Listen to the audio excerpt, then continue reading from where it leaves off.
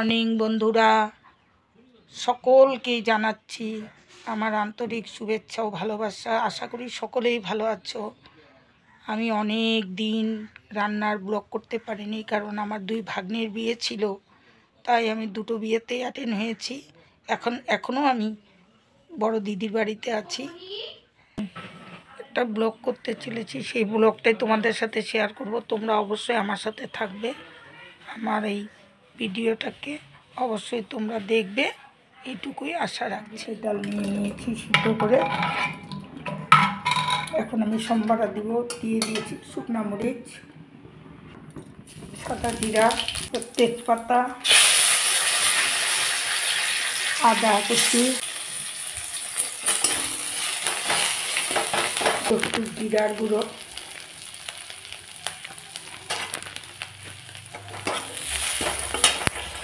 এখন আমি ডালটা ছেড়ে দিলাম।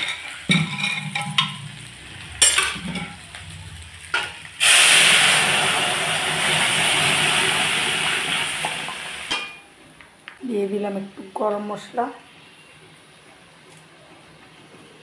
নিজে ঘরে বানানো।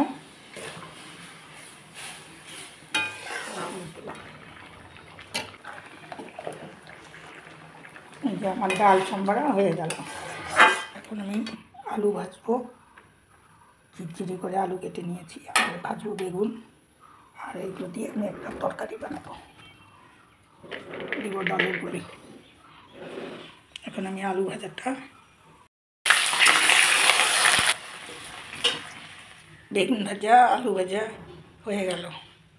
এখন আমি রান্না করবো লাউয়ের ডোডার তরকারি। দিয়ে দিচ্ছি কালো জিরা, ডালের বড়ি,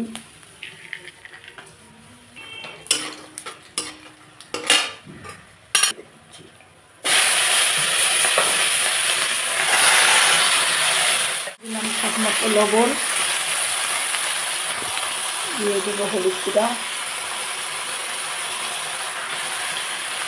দিয়ে দিলাম একটু গুড়।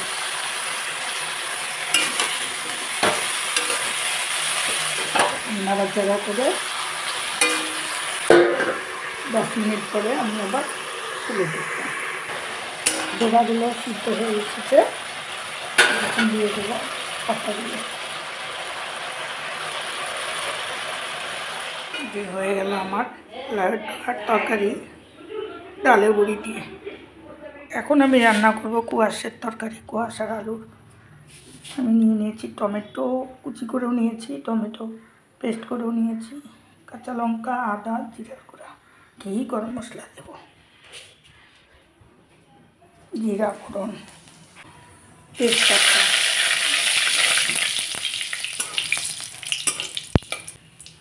এখন কুয়াশা আলুগুলো দিয়ে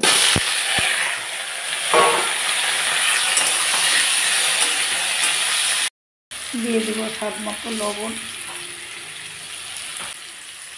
গুঁড়ো হলুদ, একটু চিনি,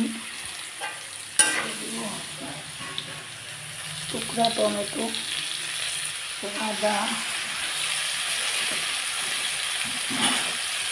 লঙ্কা কুচি নিচ্ছি, গুঁড়ো। এখানে আমি মশলাটা ভালো ভাজা হয়ে গেলে পেস্ট করা টমেটো দিয়ে দেবো, দিয়ে দেবো গরম মশলা,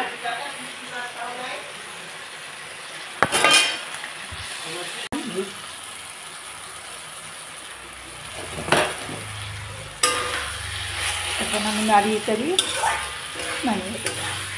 হয়ে গেল আমার কুয়াশ তরকারি।